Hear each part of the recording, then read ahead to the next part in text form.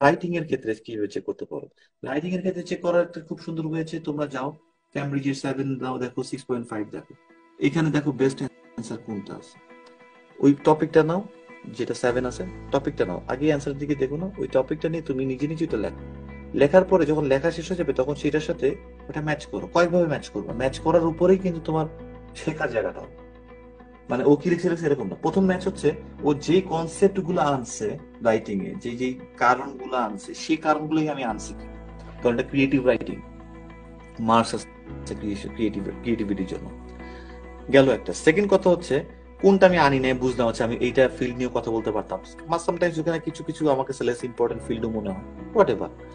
Second হচ্ছে যেটা, যে ও একই কথা লিখছে আমিও একই কথা লিখছি ধরো, ওই কথাটা লিখতে গিয়ে কয়টা সেন্টেন্স করলো আমি কয়টা সেন্টেন্স করলাম, বা ও কি ভোকাবুলারি ইউজ করলো আমি কি ভোকাবুলারি ইউজ করলাম। Second check. থার্ড হচ্ছে টোটাল কয়টা ওয়ার্ড দিয়ে এই জিনিসটা বুঝাইলো আর আমি কতগুলো ওয়ার্ড লিখলাম, এটা থার্ড চেক। বেশি লিখলে কিন্তু টিচারের মাথা খারাপ হয়ে যাবে, মার্কস কাটিয়ে দিতে পারে ফাইজলামিগুলো। তো অতিরিক্ত লেখার দরকার নেই। এই হলো গিয়ে চেকিং, ক্রস চেক করতে হবে যে আইডিয়ার কিভাবে কি করতে হয়। ও তারপরে আরো কিছু আছে, গ্রামার জানাতে হবে, ও কমপ্লেক্স সেন্টেন্স কেমনে প্লেস করলো, ও প্যারালিজম কেমনে প্লেস করলো, এগুলো আর একটু কিছু আছে। ও সিনোনিম গুলোতে না বলতে কি কি ইউজ করতেছে, বা কথাটার মধ্যে বারো সিনোনিম কিন্তু শেষ, এখন ওয়ার্ডটা আমার আনতে হবে নাকি আমি ওই পূর্ণ কথা নিয়ে আসতে পারি, এটাও করতে পারি, অনেকবার অনেক জায়গায় অনেক কিছু আছে। সেই জিনিসগুলো আমাদেরকে মাথায় রাখতে হবে। ওকে।